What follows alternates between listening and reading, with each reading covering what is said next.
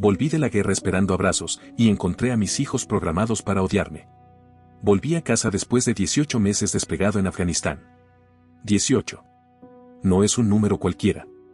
Son 540 noches durmiendo con un ojo abierto. Son 1800 comidas rápidas tragadas entre alarmas, fuego cruzado y silencios que huelen a muerte. Y aún así, lo único que me mantenía cuerdo era imaginar este momento. Mi regreso. Los abrazos de mis hijos. El olor de la casa. La risa de Paola. Me repetía que valía la pena, que al final del túnel me esperaban mis razones para resistir. Me aferré a esa idea como quien se agarra de una cuerda en un acantilado. Pero cuando crucé la puerta, algo se rompió dentro de mí. Isabela y Samuel estaban en la sala. No corrieron. No gritaron. No lloraron de emoción. Ni siquiera se levantaron del sofá. Estaban absortos en sus tabletas, como si estuvieran esperando que terminara un nivel en lugar de ver a su papá después de 1 año y medio en zona de guerra. «Hola, pa», murmuró Isabela sin levantar la vista. Samuel ni eso. Me quedé de pie. Congelado. Sentí el golpe en el pecho como una explosión sin sonido. Nada te prepara para ese tipo de indiferencia. En mi cabeza, repasaba las imágenes de soldados volviendo a casa, recibiendo abrazos en aeropuertos, hijos colgándose del cuello como si el mundo entero se reparara en un instante. Eso esperaba. Y no lo tuve. Entonces escuché pasos bajando por las escaleras. Eran Gloria y su esposo. Mis suegros. Me abrazaron con fuerza, los dos al mismo tiempo, como si quisieran compensar la ausencia de emoción de los niños. Mauricio, mi hijo, qué alegría tenerte de vuelta, dijo Gloria. Su voz temblaba un poco. Yo los abracé también, aunque el vacío no se llenaba. Detrás de ellos apareció Paola. Me abrazó, sí, pero fue rápido, como un saludo cortés. Su mano tembló al tocar mi espalda. Algo no encajaba. Su mirada era de alguien que carga más cansancio que amor. Y entonces lo noté. La sala estaba llena de cajas vacías, maletas abiertas, etiquetas con nombres, cosas acomodadas como si se estuvieran yendo o llegando. Miré a Paola y luego a Gloria. Fue ella quien habló. Nos mudamos aquí hace unos meses, dijo, como si yo no tuviera nada que ver. Paola no podía sola, así que vinimos a ayudar mientras tú abandonabas a tu familia. Esa palabra. Abandonabas. Dicha con una sonrisa casual, como si fuera un simple comentario. Me dolió. Como si me hubieran escupido en la cara. No respondí. Me quedé mirando el suelo. Pensé en las conversaciones con Paola antes de irme. Ella fue quien me convenció de que era una buena idea. Va a ser duro, pero saldremos adelante, me dijo. Hazlo por nosotros. Y lo hice. Por ellos. Recordé lo que me habían advertido otros veteranos. La primera semana es extraña. No te lo tomes personal. Todo se acomoda con el tiempo. Así que tragué mi dolor. Me convencí de que era solo eso, una semana rara. Que con algo de paciencia y amor, todo volvería a su lugar. Esa noche preparé lo único que sabía que me conectaba con los niños. Mi receta de pollo asado con mantequilla de ajo y romero, puré de papa cremoso y ensalada fresca. Era el favorito de ellos. Me lo pedían hasta en los cumpleaños. Cocinaba con cuidado, tratando de ignorar la tensión en el ambiente. Cuando serví la cena, nadie dijo nada. Comían en silencio, con miradas hacia abajo. Ni un gracias, ni un qué rico. El pollo seguía siendo el mismo, pero todo lo demás había cambiado. De pronto, Samuel dejó caer su plato. El sonido del plato al chocar contra el suelo activó algo en mí. Mi cuerpo reaccionó sin pensar. Me lancé debajo de la mesa, cubriendo la cabeza y murmurando una cuenta regresiva como en las operaciones tácticas. 5, 4, 3. Pero no hubo explosión. Solo silencio. Y luego miradas. Cuando me di cuenta, Paola me observaba con horror. Gloria escribía algo frenéticamente en su celular. Me incorporé despacio, temblando. Intenté esbozar una sonrisa, pero no pude. Nadie dijo nada. Nadie me preguntó si estaba bien. Nadie me abrazó. Y lo peor, mis hijos fueron llevados a otra habitación. Ni siquiera tuve la oportunidad de disculparme. Los días siguientes fueron una agonía muda. Paola se mostraba cada vez más fría, distante, como si yo fuera un huésped incómodo. Isabela me evitaba. Samuel no me dirigía la palabra. Cada intento de acercamiento era un fracaso. Y los síntomas del estrés postraumático comenzaron a aparecer con más frecuencia. Pesadillas, sobresaltos, ansiedad. Lo único que me mantenía medio cuerdo era pensar que debía aguantar. Por ellos. Hasta que una mañana, un golpe seco en la puerta cambió todo. Abrí y me encontré con una mujer de unos 40 años, con una carpeta en mano y una expresión neutra. ¿Mauricio Ríos?, preguntó. Asentí. Soy del Instituto Colombiano de Bienestar Familiar. Hemos recibido reportes preocupantes sobre su comportamiento en el hogar, especialmente en presencia de menores de edad. Me mostró su celular. Un video. Yo, debajo de la mesa. Otro video. Yo levantando la voz al hablar con Paola. Un tercero, en el que simplemente caminaba de un lado a otro por la casa, respirando agitado. Todo fuera de contexto. Todo usado en mi contra. Y detrás de mí, como una sombra, Paola apareció. Creo que es mejor si te vas por un tiempo, dijo sin mirarme a los ojos. Es por el bienestar de los niños. Gloria, a su lado, todavía con el celular en mano, grabando. Como si mi desgracia fuera una telenovela. Sabía que si protestaba, si gritaba, si me negaba, les daría más material para destruirme. Así que salí de mi propia casa con una bolsa negra de basura como equipaje y un cargador de celular en el bolsillo. Encontré refugio en la única opción que no me pedía explicaciones, mi camioneta. Dormía ahí, estacionado detrás de un gimnasio 24 horas donde me duchaba a escondidas. Mis días eran una secuencia de silencios rotos solo por notificaciones en el celular que no quería abrir. Mensajes de bancos, de notificaciones médicas y uno de Paola. Tus padres lo necesitaban más que nosotros. Así respondió cuando le pregunté por qué quedaban 3.050 pesos en la cuenta que debía contener mis ahorros de 18 meses de servicio. Mi sangre se congeló. ¿Mis padres? No. Ella hablaba de sus padres. Gloria y su esposo. Había enviado casi todo lo que gané a esa cuenta conjunta. Pensé que lo usaban para gastos del hogar, útiles, salud, educación. Pero ahora sabía que mis sacrificios se habían evaporado en manos de alguien más. Sin explicación. Sin permiso. Me sentí humillado. Invisible. Pasé semanas comiendo lo que me regalaban en la iglesia del barrio. Dormía poco. Mis pensamientos eran una espiral sin salida hasta que el destino me dio un respiro, en forma de coincidencia. Estaba en un Taco Bell, cargando el celular en una esquina, cuando una voz familiar me sacó del trance. ¿Mauricio? Era Andrés, mi hermano de armas. Compartimos carpa, hambre, miedo, y una emboscada que casi nos cuesta la vida. Ahora vestía traje y corbata, y olía a éxito. Hermano, ¿qué carajos te pasó? Le conté todo. No adorné nada. Cada palabra fue como rasgar una herida abierta. Andrés apretó la mandíbula y luego me preguntó algo que cambiaría el curso de mi historia. ¿Te grabaron sin tu consentimiento? Asentí. Eso es ilegal aquí, viejo. Muy ilegal. Y por primera vez en muchos meses, sonreí. No por venganza, sino por una pequeña chispa de justicia. Andrés era abogado ahora. Me ofreció su ayuda sin cobrarme un peso. Esa misma noche, comenzamos a revisar todo. En mi iPad antiguo encontré algo que me revolvió el estómago, una carpeta sincronizada con la cuenta de iCloud de Paola. Más de 200 videos. Cada uno con fecha, ubicación, duración. Y cada uno, una clase maestra de manipulación. En uno, Paola les decía a Isabela y Samuel con voz dulce, recuerden, si alguien pregunta, ustedes no se sienten seguros con papá. En el fondo del video, un hombre apoyado en la pared de la cocina. Lo reconocí al instante. Jonathan, el tipo de CrossFit que siempre coqueteaba con Paola. Ahora le masajeaba los hombros mientras ella entrenaba a nuestros hijos para mentir. En otro video, Paola le pregunta a Isabela, ¿qué le vas a decir al juez si te pregunta por tu papá? Que grita y me da miedo, responde, con voz robótica.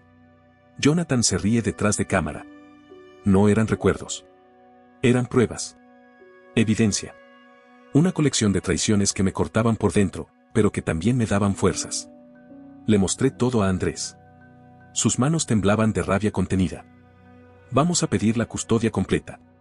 Esto es alienación parental de manual, dijo, abriendo su laptop ahí mismo, entre tacos fríos y papeles sucios. Presentamos la moción judicial al día siguiente. Pensé que con toda esa evidencia bastaría. Me equivoqué. Los padres de Paola contrataron a Felipe Acosta, un abogado que salía en televisión. Su entrada al juzgado fue como la de un político. Elegante, seguro, con una sonrisa medida. Su señoría, dijo con voz suave, el señor Ríos sufre de un trastorno de estrés postraumático documentado. Solicitamos una evaluación psicológica completa antes de considerar cualquier modificación de custodia. El juez asintió con rapidez. Eso parece razonable. Programaremos la audiencia en 8 semanas, una vez se reciba el informe del doctor Camilo Paredes. 8 semanas. 2 meses más en los que mis hijos seguirían siendo programados para odiarme. Andrés protestó. Mostró los videos. Pero Felipe Acosta se limitó a decir que los archivos estaban editados, sacados de contexto. Nada cambió. 2 semanas después, me citaron para la evaluación. La oficina del doctor Paredes parecía más un club social que un consultorio, paredes con diplomas enmarcados, muebles de cuero, aroma a café importado. Respondía todas sus preguntas con calma, sobre Afganistán, sobre mi infancia, sobre mi matrimonio, sobre el episodio debajo de la mesa. Pero entonces vi algo que me heló la sangre. Una foto en su repisa. El doctor Camilo Paredes, jugando dobles de tenis con Gloria, mi suegra. Sonriendo, abrazados, en un evento de club campestre. ¿Conoce a mi suegra? Pregunté con cuidado. Claro, Gloria es maravillosa. Jugamos todos los domingos, respondió con naturalidad. No dije nada más. Cualquier objeción podía parecer paranoia. Y eso era exactamente lo que querían. Días después, comenzaron las visitas supervisadas. 2 horas cada sábado en un centro de atención familiar. Un lugar estéril, con paredes blancas y juegos desgastados. Paola llegaba con ellos, se agachaba, los abrazaba con fuerza fingida y decía lo justo para que yo la escuchara. Si papá trata de llevarlos, griten fuerte, ¿sí? Samuel lloraba antes de que ella cerrara la puerta. Isabela me miraba como si yo fuera un ladrón en la sala de su casa. Yo intentaba jugar, leer cuentos, hablar, pero todo era forzado. Las visitas comenzaban en tensión y terminaban en llanto. Hasta que empecé a notar algo más. Isabela llevaba ropa que nunca antes había usado, blusas de marca, un iPhone nuevo, una pulsera de oro. Le pregunté con cuidado. ¿Quién te compró eso? Jonathan. ¿Él vive con ustedes? A veces. Comparte cuarto con mami. Tragué saliva. Andrés solicitó los registros médicos, los informes escolares, cualquier documento que mostrara cómo estaban siendo afectados. Todo bloqueado. Necesitaban la firma de ambos padres, y Paola nunca respondía. Hasta que el investigador privado que contrató a Andrés encontró algo. Una cuenta bancaria a nombre de Jonathan. En ella, depósitos mensuales provenientes de la misma tarjeta que yo había dejado para gastos del hogar. Mi tarjeta. Clases de yoga, cenas caras, incluso un anillo de hombre, entregado a nombre de Mauricio Ríos a la dirección de Jonathan. No estaban solo reemplazándome. Estaban construyendo una familia sobre mis ruinas. Volví a la habitación donde dormía, abrí la maleta que solo contenía 2 camisetas, 3 pantalones y las botas que usé en la guerra. Me senté en el borde de la cama y lloré. Lloré con rabia, con impotencia, con un dolor que no sabía que cabía en el pecho de un hombre. Pero cuando me sequé las lágrimas, supe que esto no terminaba ahí. Una semana después, me senté frente a Andrés con todas las pruebas sobre la mesa. Estados de cuenta. Capturas del iCloud. Videos. Mensajes entre Paola y Jonathan. Todo ordenado, etiquetado, detallado. Cada prueba era una bala lista para ser usada en el campo de batalla más cruel que he conocido, el familiar. Y entonces, lo encontramos. Un mensaje en particular. Paola le escribía a Jonathan después de una audiencia preliminar. Después de esto, todo será nuestro. Nuestro, no de los niños, nuestro. No hablaban de crianza. No hablaban de bienestar. Hablaban de apropiarse de una vida que no construyeron. De repartirse lo que quedaba de mi dignidad. Andrés levantó la mirada, los ojos encendidos. Esto no es solo alienación parental, Mauricio. Esto es uso indebido de fondos, manipulación psicológica, conspiración. Esto es un crimen. Y fue ahí cuando apareció la pieza que nos faltaba, un periodista. Andrés conocía a alguien en un medio local, un reportero de investigación con olfato para la injusticia. Le mostramos el material. No para venganza. Para protección. Porque a esas alturas, ya no me quedaba nada que perder. Pero aún podía proteger la verdad. Esta historia necesita contarse, dijo él. Pero con respeto. Sin nombres de niños. Solo los hechos. El reportaje salió 2 semanas después. Titular de primera página. Héroe o amenaza. La otra guerra de un padre colombiano. Expuso la manipulación, los videos, la alienación. No mencionaba directamente a Paola ni a los niños, pero todos sabían. En los días siguientes, Paola desapareció de las redes. Jonathan fue despedido del gimnasio. Gloria fue captada por cámaras empujando a un periodista frente a su casa. Y entonces, el teléfono del colegio sonó. La directora, una mujer que apenas me hablaba en las visitas, me citó con una expresión distinta. Me senté frente a ella, sin saber qué esperar. Leímos el artículo, dijo. Y reabrimos el caso internamente. Revisamos los registros escolares de Isabela y Samuel. El deterioro emocional es evidente. Me mostró los informes, caída en calificaciones, ansiedad, cambios de conducta, episodios de llanto y agresividad. Pero lo que me derrumbó fue el dibujo de Samuel. Una muñeca con uniforme militar, llorando en una esquina, mientras una mujer con cara de enojo gritaba mentiras desde el otro lado. Me tomó varios segundos darme cuenta de que la muñeca era yo. Mi uniforme. Mis lágrimas. Su confusión. Esto no puede seguir, dijo la directora. Cooperaremos con lo que necesiten. Ya no vamos a escondernos detrás de papeleos. Con eso en la mano, Andrés redactó una nueva solicitud judicial. Custodia completa. Acusación formal por alienación parental. Exposición emocional. Uso indebido de fondos. Cada párrafo era un disparo directo a la estrategia de Paola. Esta vez, todo estaba en regla. Y lo mejor, el juez asignado no era el mismo. Y el doctor Camilo Paredes se declaró impedido. ¿La razón? Posible conflicto de intereses. La presión mediática funcionó. Fue reemplazado por una psicóloga forense neutral, la doctora Diana Beltrán. Desde el primer contacto, supe que algo era diferente. No buscaba culpables en los ojos. Buscaba verdad en las palabras. Citó a todos los involucrados, incluyendo a los niños. Las primeras sesiones fueron desgarradoras. Samuel ni siquiera quería entrar al consultorio. Lloraba. Se aferraba a los juguetes del centro, como si fueran escudos. Isabela se sentaba con los brazos cruzados, sin hablar, solo mirando el suelo. Pero la doctora era paciente. Metódica. Astuta. En una sesión, le preguntó a Isabela. ¿Qué sientes cuando ves a tu papá? Isabela titubeó. Siento miedo. ¿Por qué? Porque, mami dijo. Se detuvo. La palabra se le atragantó. Vi el conflicto en sus ojos. La lucha interna entre lo que sentía y lo que le habían dicho que debía sentir. Días después, Diana trabajó con Samuel usando dibujos. Le pidió que dibujara su casa. Dibujó a su mamá, a Jonathan, a su hermana, y a mí, afuera de la casa, con una mochila y lágrimas en los ojos. ¿Quién es este? Preguntó. Papá. ¿Y por qué está afuera? Porque mami dijo que ya no podía vivir con nosotros. ¿Y el otro hombre? Es Jonathan. Vive en el cuarto de mami. Cada dibujo era un mapa de su confusión. Cada frase era una herida mal curada. Una tarde, mientras esperaba mi turno en el pasillo, escuché a la doctora hablar con su asistente. Esto es grave. Los niños están repitiendo frases como si las hubieran memorizado. El más pequeño muestra signos de ansiedad crónica. Y el padre, solo quiere que lo reconozcan. Eso bastó para seguir. Para no rendirme. Mientras tanto, Paola se desmoronaba en silencio. Jonathan había borrado sus redes. Gloria ya no hablaba con la prensa. El escándalo los había aplastado, pero su arrogancia todavía intentaba mantenerse de pie. En un último intento desesperado, Paola presentó una demanda en mi contra por represalias emocionales.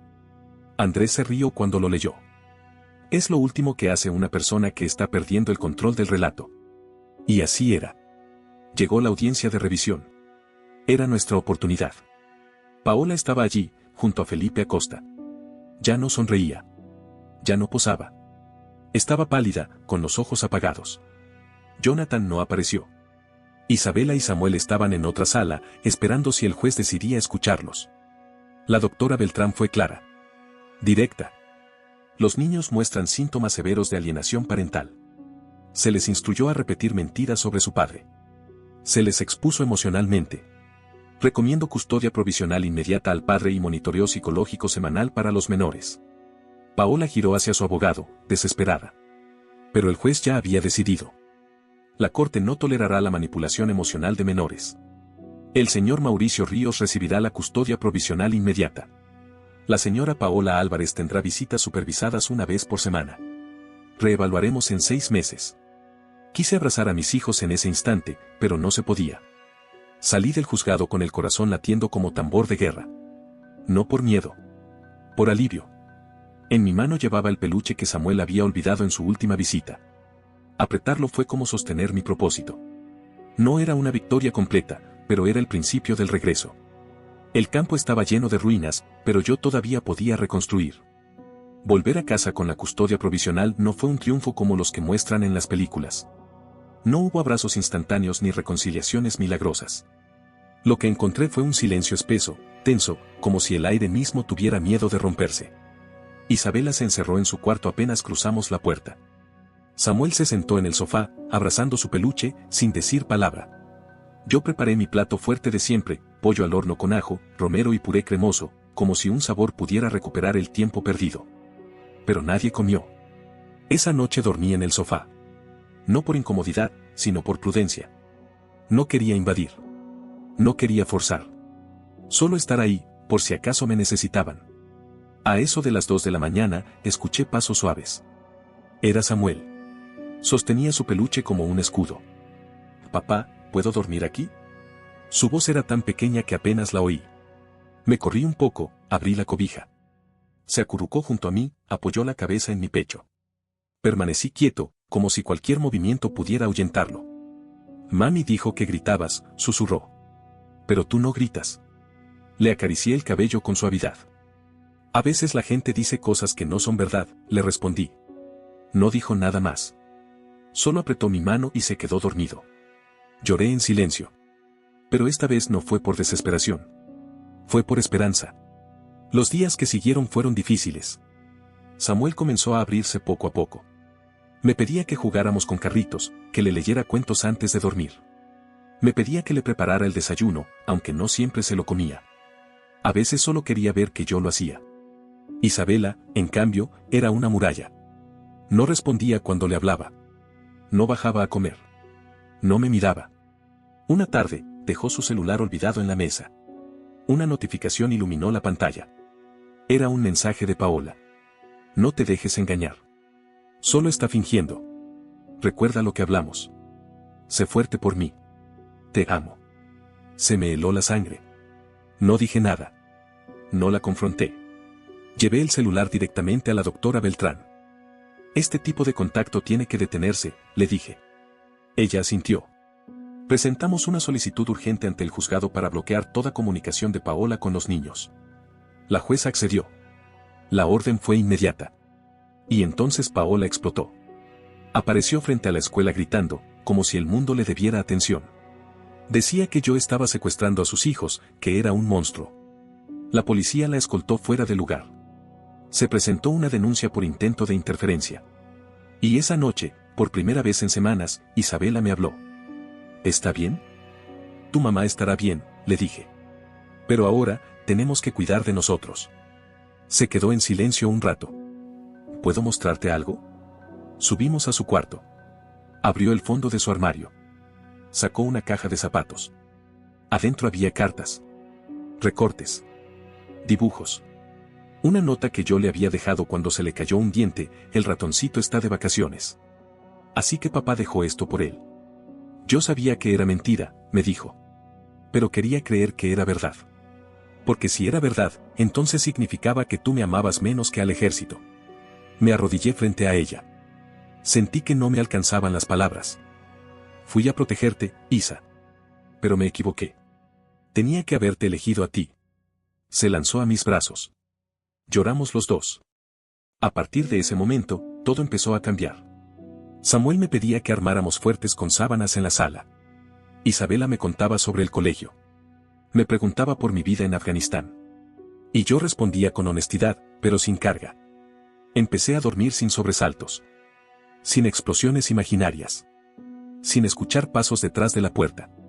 Y la rutina, esa vieja enemiga de la guerra, se convirtió en mi aliada. Les preparaba onces. Les enseñaba a cocinar arroz. Me equivocaba con los nombres de los dibujos animados, y ellos se reían. Carmen, Paola, se desvanecía de nuestras vidas. Intentó apelar la decisión, pero no asistió a la primera sesión psicológica. Roberto, Jonathan, fue visto en un bar local, recibiendo una golpiza verbal de otro padre indignado por la historia. Gloria intentó pedir visitas con los nietos. Fue rechazada.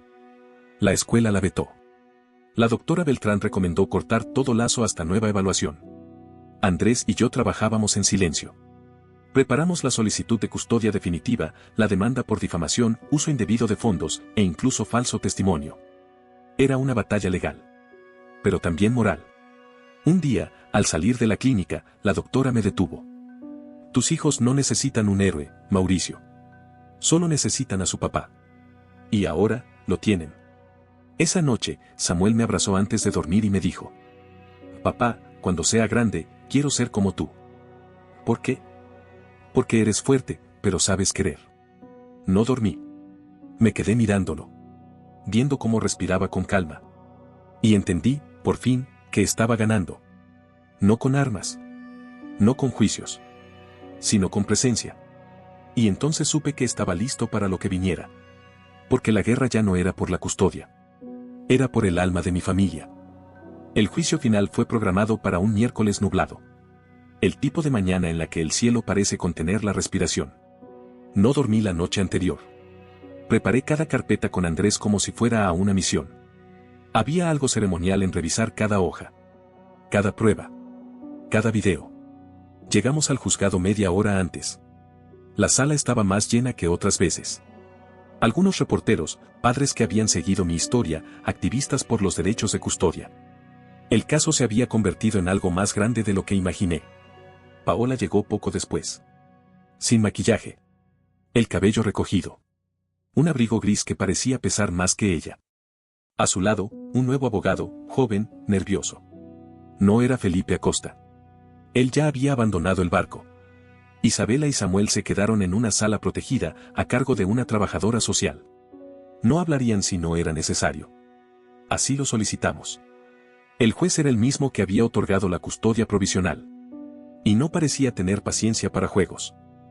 Esta es la audiencia para definir la custodia legal y física de los menores, así como el análisis de pruebas relacionadas con alienación parental, difamación y malversación de fondos familiares, declaró. El abogado de Paola intentó comenzar, pero el juez lo interrumpió. Primero escucharemos a los especialistas. La doctora Diana Beltrán se levantó. Serenidad absoluta. Los niños presentan secuelas emocionales compatibles con alienación parental severa. Isabela repite frases aprendidas. Samuel muestra señales de ansiedad crónica. Hay disociación entre sus recuerdos reales y los inducidos. Pausó, luego agregó. Frases como papá es un monstruo y mami dice que vas a desaparecer como en la guerra no surgen espontáneamente. Se sembraron. Y se regaron con miedo. Presentó dibujos, grabaciones, informes de las sesiones. Habló de cómo Samuel creía que si su papá se dormía, podía morir en cualquier momento. De cómo Isabela comenzó a despertar con pesadillas en las que Jonathan se llevaba a su hermano y ella no podía evitarlo. Un silencio total cubrió la sala. Después fue el turno de Andrés. Cada prueba entró como una lanza, estados de cuenta que mostraban compras de lujo a nombre de Paola con mi tarjeta, depósitos mensuales a la cuenta de Jonathan. El registro de la compra de un anillo masculino con mi nombre entregado a su dirección. Y luego, los videos. No editados. No fragmentados. Más de 200. Todos con fecha, hora, metadatos. Uno en especial dejó a todos sin aliento. Samuel, de 5 años, preguntando. Si papá se muere, ya no tengo que mentir más. La sala se congeló. El juez pidió un receso. Cuando volvió, tenía la mirada firme. Volvió a preguntar. ¿La señora Paola Álvarez desea hacer una declaración? Ella se levantó. Ojerosa. Exhausta. Me equivoqué. Jonathan me manipuló. Estaba sola, me sentía abandonada. No quise hacerle daño a los niños. El juez la escuchó en silencio. Luego, respondió con tono seco. Esta audiencia no es sobre lo que sintió. Es sobre lo que hizo. Y entonces, sin ceremonia, dictó sentencia. La custodia legal y física será otorgada en forma definitiva al señor Mauricio Ríos. La señora Álvarez podrá solicitar visitas supervisadas una vez al mes, sujeto a evaluación psicológica favorable. Las acusaciones de alienación parental, malversación de fondos y falso testimonio serán remitidas a la Fiscalía para investigación penal. Silencio. No hubo lágrimas de alegría. Solo un nudo en la garganta y un puño cerrado sobre el escritorio. Paola no me miró. Salió sin decir palabra. Yo salí del juzgado como quien regresa de una guerra. Y por primera vez en mucho tiempo, no llevaba miedo conmigo. Llevaba a mis hijos. Al día siguiente, fui a la escuela. Me acerqué a la directora. Quiero que anoten esto en los registros, le dije. A partir de ahora, el único padre autorizado soy yo. Firmé el documento. Volví a casa. Esa noche, Isabela me ayudó a preparar la cena. Samuel puso la servilleta en su regazo y dijo: «Gracias, papá». Lloré otra vez. Pero esta vez fue diferente. Era felicidad. No ruidosa. No grandiosa. Una felicidad que entra suave, como el amanecer después de una noche de lluvia. Los días que siguieron fueron de reconstrucción. Samuel comenzó a dormir en su cuarto sin luz encendida. Isabela me pedía ayuda con tareas. Cocinábamos juntos. Íbamos al parque. Reíamos. Vivíamos. Pero también estaba alerta. No bajaba la guardia. Un día, la directora del colegio me citó. «Señor Ríos, ayer una mujer se presentó diciendo que era la madre de Isabela. Dijo que usted la autorizó para retirarla». Me paralicé. ¿La dejó llevársela? No. El personal notó que estaba nerviosa. Llamaron a coordinación. «Tenemos video. Ya fue entregado a la policía». Carmen, Paola, había intentado llevársela. La orden de restricción fue extendida de inmediato. 0 contacto. Ni mensajes. Ni cartas. Nada. Esa noche, mientras le peinaba el cabello a Isabela frente al espejo, ella me dijo: «Iba a llevarme a vivir con Jonathan. Dijo que allá podría usar TikTok y nadie me molestaría. Que tú eras muy viejo para criarnos». Mi sangre hirvió. Pero respiré hondo. «¿Y tú qué dijiste?». Me miró por el espejo. Ojos firmes, llorosos. Que me perdió el día que me enseñó a tenerte miedo. No supe qué decir. Solo la abracé. Esa noche, los tres vimos una película en la cama. Mantas, palomitas y risas. Por primera vez, estábamos en paz. No como antes. Como ahora. Con las cicatrices a la vista, pero también con el amor intacto. Unas semanas después, me reuní con el periodista del primer reportaje. Le conté todo. El intento de secuestro. La reconstrucción. Las visitas canceladas. La verdad. Esto no es un escándalo. Es una advertencia, le dije. Y así nació una serie documental. Padre, soldado y sobreviviente. Sin sensacionalismo. Solo evidencia. Testimonios. Historias de otros padres como yo. La primera parte se volvió viral. Miles comentaron. Muchos se identificaron. Algunos pidieron perdón. Otros alzaron la voz. Y Paola desapareció. Sus padres la echaron. El intento de reconciliación con Jonathan falló. Fue despedida de su trabajo. Terminó en un cuarto alquilado, trabajando en un restaurante, sin acceso a los niños. Un día recibí una carta escrita a mano. Reconocí su letra. Ganaste. Espero que seas feliz. Te llevaste todo. Lo perdí todo. No mencionaba a Isabela. Ni a Samuel. No pedía perdón. No mostraba arrepentimiento. Solo resentimiento. La quemé en el patio trasero. Como quien quema el último recuerdo de una vida que ya no me pertenecía. Seguí con la terapia. No solo los niños. Yo también. La doctora Beltrán me dijo algo que no olvidaré. No necesitas la disculpa que nunca vendrá. Ya obtuviste justicia. Ahora, date permiso de ser feliz. Comencé a dar charlas. En escuelas. En centros comunitarios. En eventos de veteranos. Hablaba de alienación parental. De trauma. De esperanza. Un día, después de una charla, un hombre mayor, con manos callosas y ojos húmedos, me abrazó. No solo sobreviviste a la guerra, hijo. Ganaste la única que nadie quiere pelear, la del alma. Volví a casa esa noche. Encontré a Isabela y Samuel en la cocina, intentando hacer un pastel. Había harina en el techo, en el suelo, hasta en el perro. Me senté con ellos. Reí. Probé el desastre. Les ayudé a limpiar. Y vi, colgado en la pared, un dibujo de Samuel. Nosotros tres tomados de la mano. Abajo, escrito en su caligrafía infantil. Mi familia real. Y supe que, después de todo, la guerra había terminado. No olvides dejar tu opinión en los comentarios, dejar tu like y compartir este video.